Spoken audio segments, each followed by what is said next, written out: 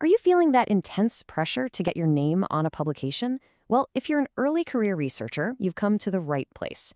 We're going to break down how writing a review paper might just be one of the smartest, most strategic moves you can make to really launch your academic career.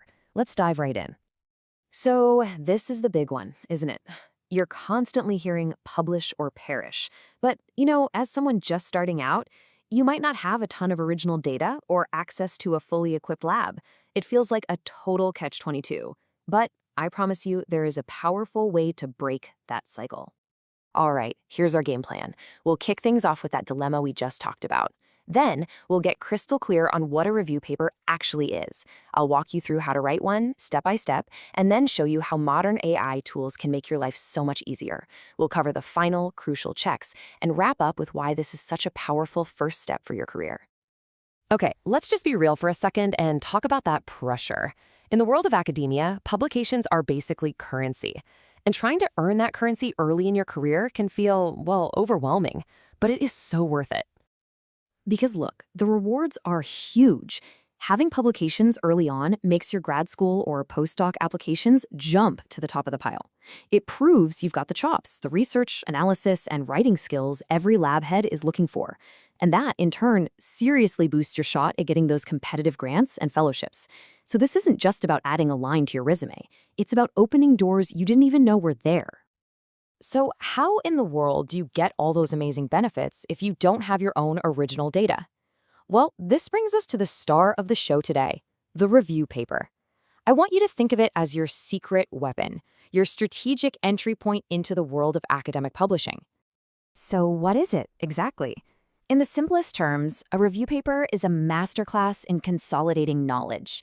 You're not in the lab, you're not running new experiments. Instead, you're diving deep into the literature that's already out there, and you're summarizing, analyzing, and synthesizing it all. You are literally connecting the dots for the entire research community. In this right here, this is the key difference. A traditional research paper, that's all about presenting brand new, original findings. It's designed to answer one very specific question.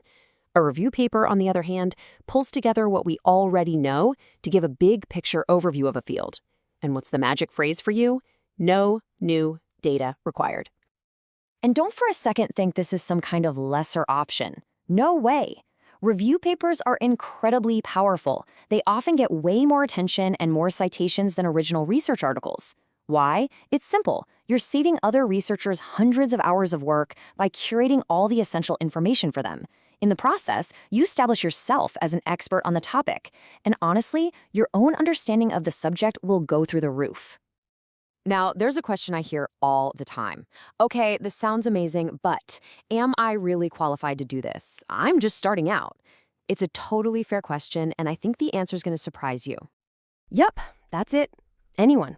Anyone with enough curiosity and drive to dive into the reading, collect the information, and weave it all together into a coherent story. You don't need a massive lab or a huge budget. You just need a computer, access to academic papers, and maybe a good supervisor to guide you. Seriously, that's it. Okay, so you're on board, you're ready to do this, but how? How do you actually get started? Let's get into the nitty-gritty, the step-by-step guide to crafting your review. It really boils down to these 5 core steps. First, you've got to pick a topic. And the trick is finding one that's not too huge, but not too tiny either. Then, you become a detective and do a deep search of the literature. From what you find, you build a logical outline. Think of it as the skeleton for your paper.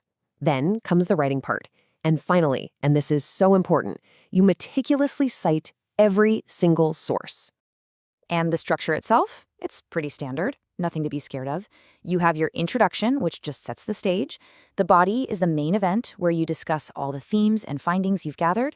The conclusion wraps it all up, summarizes the key points, and, this is key, suggests where future research should go. And that reference list? Yeah, it's going to be a beast. We're often talking 60, 70, sometimes over 100 papers. Now, that manual process is the classic way to do it, and it works. But we're living in the future, people.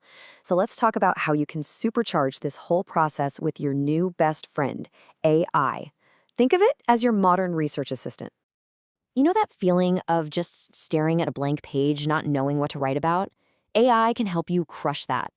These tools can brainstorm interesting topics with you, or even better, help you find actual gaps in the current research, which is the perfect sweet spot for a high-impact review. Once you've got your topic, they can generate a fantastic, detailed outline for you. It's a huge head start. But this is where it becomes a total game changer. AI tools can find relevant papers for you to cite on a specific point you're trying to make. They can even help you draft the content with the in-text citations already included. And remember that massive reference list we talked about? That incredibly tedious task of formatting it? AI can do it automatically in whatever citation style you need. This will save you an unbelievable amount of time. Okay, so you've written your draft, you've used all the cool tools, and you're feeling pretty good about it. You're almost there, but please don't hit submit just yet. These final checks are absolutely crucial. They're what separates a good paper from a published paper. First up, language and clarity. Your ideas could be brilliant, but if they're not communicated clearly, they'll get lost. AI tools are amazing for this, especially if English isn't your first language. They'll catch grammar mistakes, fix weird tense shifts, suggest better ways to phrase things, and just generally make your whole paper easier to read. Next up, the dreaded plagiarism check. And you might run a report and see a number like this, 19% similarity. And your heart might just skip a beat. But take a deep breath, it's okay. Even when you write everything yourself, some overlap with published work is normal, especially with common phrases and definitions. The important thing is what you do next. And the process is actually very straightforward. First, you go through the report carefully and see what exactly is getting flagged. Then, for each highlighted chunk of text, you just rewrite it in your own words. You paraphrase it, you add your own spin, and, of course, you double and triple check that every single idea from another source is cited perfectly. It turns a scary number into a simple to-do list.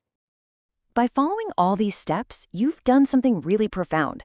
You've made a huge leap from being someone who just consumes information to being someone who curates and creates knowledge for others. I absolutely love this way of putting it because it's so true. When you write a great review paper, you're not just a reporter listing facts. You become a trail guide. You're mapping out a complex area of research, pointing out the major landmarks, warning about the dead ends, and shining a light on the most promising new paths for everyone else who comes after you. So please remember, a review paper is so much more than just another publication. It's your chance to make a real, tangible contribution to your field, to establish yourself as an expert, and to build an incredible foundation for the rest of your research career. So I'll leave you with this final thought. The world of research is vast and full of unanswered questions. What knowledge gap will you be the first to map?